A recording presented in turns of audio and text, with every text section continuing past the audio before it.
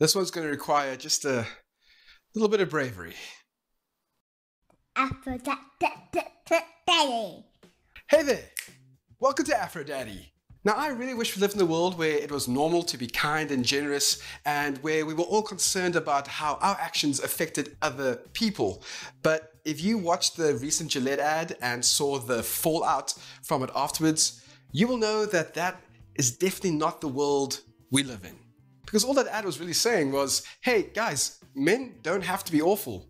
They can be really great and are often, and they make the world a better place. And they should do more of those kinds of things. And of course that offended some people.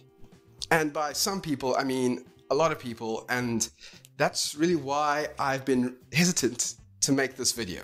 Now, obviously that ad has been picked apart and analyzed by people much smarter than I am, but I do have a vested interest in what it has to say because not only am I a man myself, but I'm raising two young children who will eventually become men too.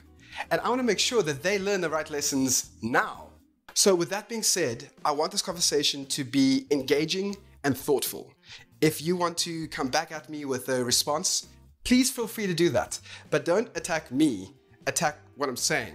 Because all the kind of conversations that I've seen have really been ad hominem attacks about the people, about Gillette, about the guys in the ad, as opposed to what the ad is really saying. And let's face it, the ad has got a lot of negative comments, and some of them are valid. If you're saying, hey, Gillette is just capitalizing on the Me Too movement that's happening at the moment, then yes, you're right. That's exactly what Gillette is doing. Well done, you've just discovered advertising. The second thing that people are saying is that that ad is attacking men. And that is ridiculous because all of the protagonists in the ad are men. It's not like there's a woman coming in and stopping the boys fighting. It's not like there's a woman coming in and stopping the man harassing a woman.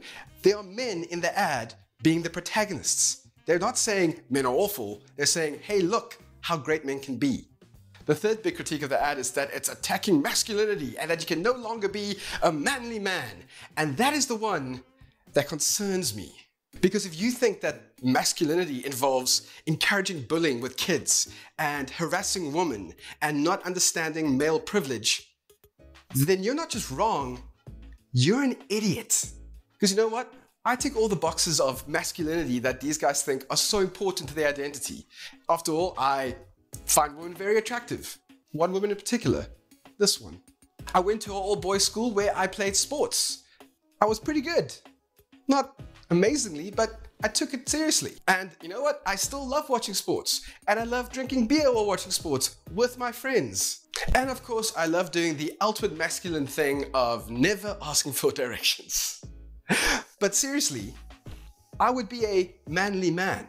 But just because I could be all of those things doesn't mean that I don't have to be kind and generous and that I don't have to be worried about how my actions affect the people around me, especially the women and children that I hold so dear to my heart. So if you think people saying, hey, maybe we should just leave women alone and let them be safe wherever they are, is an attack on your masculinity, what does that say about your masculinity?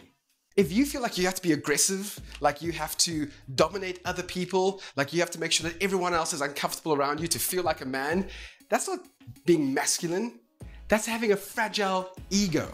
And the problem with people with fragile egos, like everyone who's arguing against this ad, is that all the arguments don't make sense, which is why I said at the very beginning, if you are going to discuss this with me, you better have a really critical, thought-through line of reasoning. Because yeah, I will block you, I will delete your comments, and I will ignore you for the rest of eternity. I have no problem doing that. Here's the bottom line. If you're a father to sons, and you're not showing them how to treat women and other marginalized people with respect and dignity, you are failing them as their father. Firstly, they're going to get themselves into some major trouble one day because that kind of behavior is no longer acceptable in the modern world, and thank goodness this nonsense is being called out. And secondly, one day they're going to realize that their dad was really behind the times. I hope that one day my sons can look back and go, wow, that was really progressive. He was not on the wrong side of history.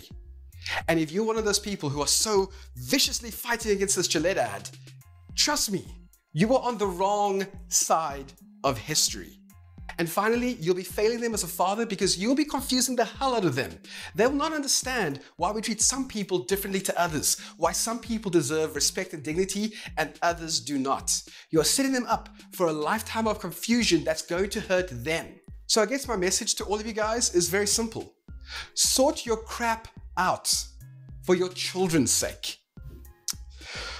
Okay, I don't like making hectic videos like this usually, but I felt it was important. I really did agonize over whether or not I should make this video. I wasn't sure if I was ready for the potential backlash, and I wasn't sure if I could do the topic justice, but you know what?